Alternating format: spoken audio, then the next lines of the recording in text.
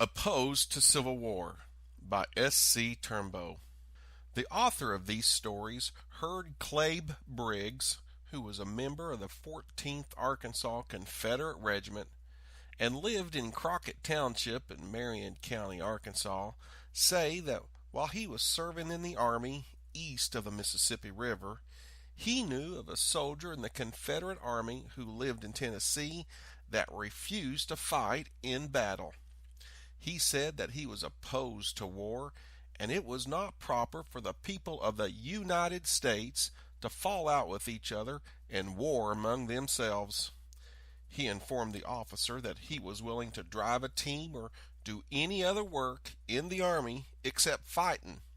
"You can court-martial me, and you can have me shot or hung if you choose, but I never intend to fire a gun to hurt anyone if I can help it. Now, I will agree to perform any duty that is imposed on me that I am able to do, except go into ranks and go into battle." Now, they did not make him fight, but they did turn a team and a wagon over to him, and the man took charge of them and proved to be faithful at this duty to the end of the war. Now, I heard Mr. Briggs relate this account on the 19th of February, 1878. Now, Mr. Briggs was a faithful soldier of the Southern Army, and he died in 1879. And if I mistake not, he lies buried in the cemetery at Lead Hill, Arkansas. Additionally, on the 12th of August, 1906, Mr. Sam Griffin, near Annetta, Indian Territory, who was a veteran of the Civil War on the Union side, gave me an account of similar case to the foregoing that Mr. Briggs told me of Mr. Griffin, and said that Elijah Wood, who lived in Benton County, Arkansas, refused to fight in the war between the North and the South. He said he was willing to go to war against a foreign foe, but never to fight his own people.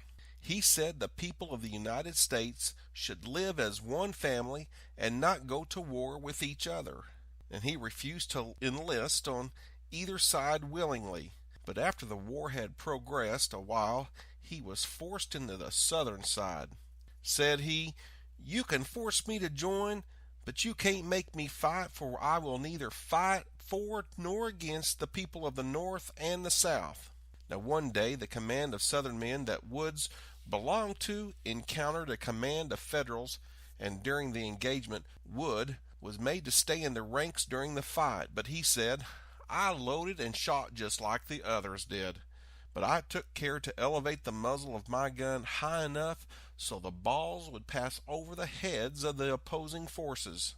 At one time the Federal troops made a charge and succeeding in driving the Southern men back, and while the Southerners were falling back, I discovered two logs lying a few feet from each other, which afforded shelter from the bullets of both sides, and I lay between them both. After the Confederates had retreated a short distance, they made a stand, and after rallying, their men went on.